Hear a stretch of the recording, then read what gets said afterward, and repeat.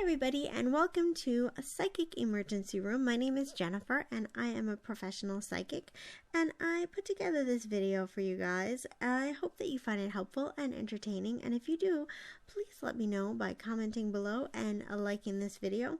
So this video is basically the 5 guys that you want to avoid in your life if you want to have a healthy relationship. So the first guy that we're going to be talking about is a user. A user is the guy that comes on and he's super charming and he's usually very sweet. A lot of times they will tell you what you want to hear, and very often they will push the relationship. They'll really push and want to get things going right away, get you interested in them. Really make that effort to like win you over.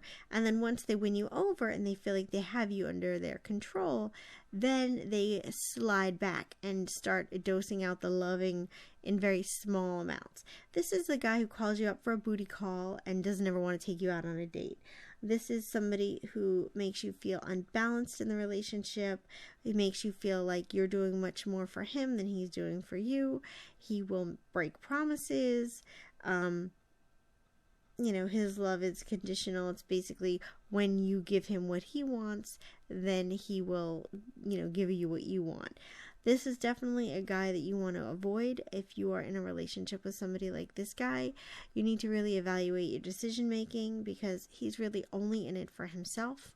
And if you feel like that, then this is a guy you want to avoid. The next guy is, I like the way this guy came out. Just from an artist standpoint, I enjoyed drawing him, and so I thought he came out kind of cute, as funny as that is.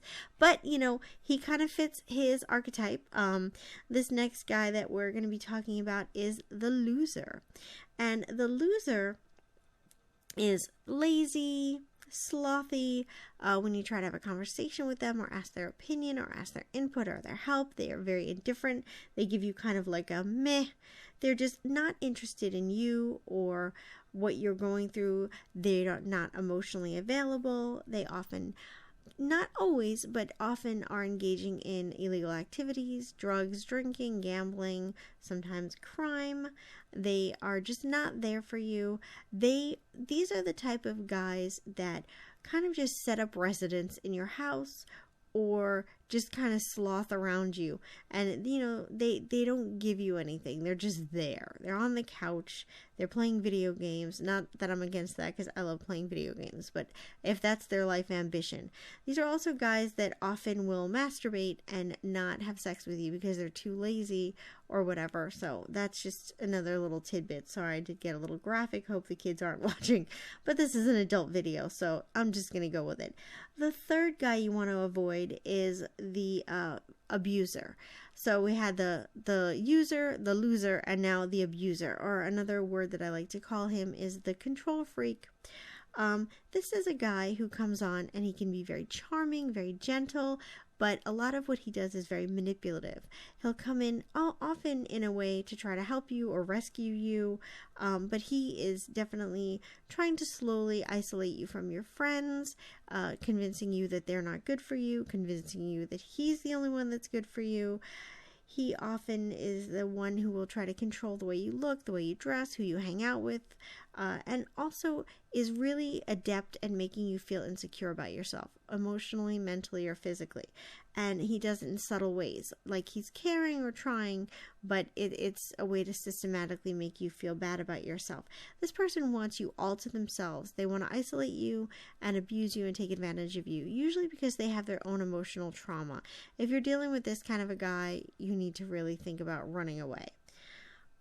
The fourth guy is one of my personal favorites, and he is just adorable, funny, sweet, charming, playful. This is the guy that you just can't help but just be happy around. He makes you smile. He's super flirty. And this is definitely a guy that you can really develop feelings for. But unfortunately, he is a man-child. This is the guy who can be so sweet and win you over, but at the same time, he's not reliable. He's immature. He wants to have you in his life, but he doesn't really want to have a serious relationship. And a lot of times in this kind of a situation, he may want you to actually be his mom. So if you find yourself taking care of somebody, not like in a very like caring way, in the way couples take care of each other, like when they're sick, but like paying his bills or helping him figure out how to do things that he should know how to do on his own, or doing his laundry, with things like that where he's not really reciprocating. Whenever you try to confront him about anything, he just shuts down and tries to change the subject. You can't have a serious conversation with him. This guy is definitely a lot of fun and very sweet, but not somebody you want to deal with on any kind of a real, genuine basis. The next guy is what I like to call the zombie. The drawing actually looks a little bit more like an alien or a ghost, but I didn't want to get too graphic. This was just quick little sketches for you guys to get through the video. Now, the zombie is a complicated breed. He's a little different than the other guys because the zombie comes on and he can be really sweet. He can be really, usually a zombie is somebody who's really sweet, kind, a good person. But when you get into the relationship, you get nothing out of it. Once you kind of get past that initial veneer, you find that the zombie is usually emotionally vacant, depressed. They may use work as a substitute for trying to, communicate. They tend to use other things to get in the way of how can I say this? They say like they're busy or they can't talk instead of trying to form a real bond. The zombie is definitely an excuse maker. And the reason I call them a zombie is because you get nothing from them. They don't fight. There's no confrontation. A lot of times there'll be no passion. They just are there. Differently than the loser. The loser is somebody that's there, but they have more of an identity. The zombie, there's just nothing. Usually another thing you could call this is ghosting, when somebody is just around a little bit and then runs away, and then they come back and then they run away. Zombie, ghost, whatever you want to call it, this is definitely a guy to avoid for sure. Thank you guys so much for watching my video. I hope you enjoyed it, and I hope you have a wonderful day.